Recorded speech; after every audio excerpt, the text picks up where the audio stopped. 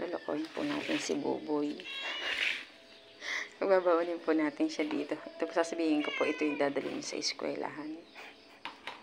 Buboy! Buboy!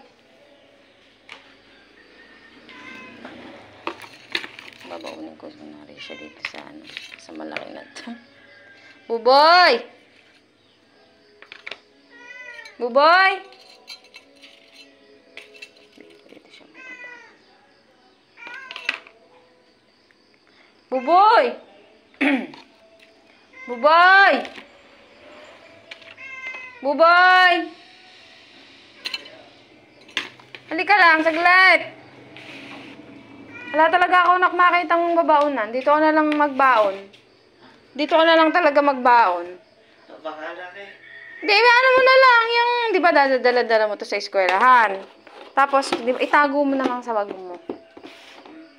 Tapos, di pag ano ka na, di, tsaka mo na lang siya ilalabas. Ala, talaga tayong babaunan. Ano na lang po, ipa plastic. Mas maganda anak nakababaunan.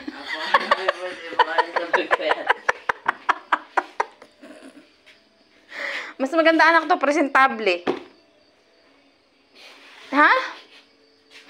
Maliit lang to anak. Isa. 2 dangkal lang tong babaunan na to. Tsaka maganda pa kulay puti. Ayun ba talaga? Hindi mo po, pangalaki. Ha? Masyadong malaki. Hindi naman nakakahiya yung ganyang kalaki. Oh. Alam mo, kuwari, dala-dala mo sa eskwela.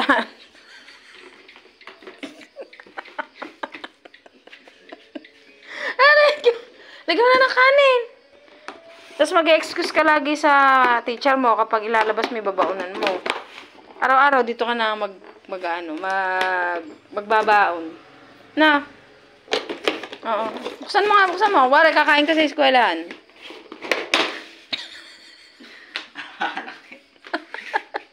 Tiyanak, lagyan mo lang ng kanin dito sa gilid. Ano, oh. Maganda. Sobrang laki. Ha? Sobrang laki po. Ay, gusto mo yung... Ala nga kasi tayong babaon ng ano eh. Gusto mo, yung kaldero na lang. Tapos lagyan mo dun yung isda, tsaka yung ham. Okay lang sa'yo? Ano? Ay, dito. Dito na lang. Ano mo na lang sa bag. Dito. Ha? Ito, may takip. Ha? Ano ang gusto mo? Oo, ito. Alin, saan ka mamimili? Hindi kasi sa bag ko yan, tita. Ha? Hindi kasi sa bag ko. Ito.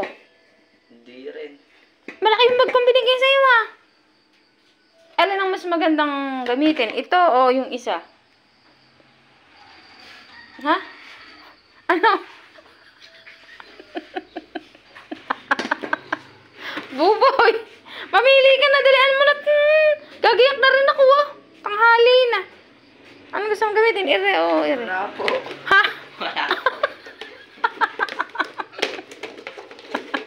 Aray ko. Joke lang.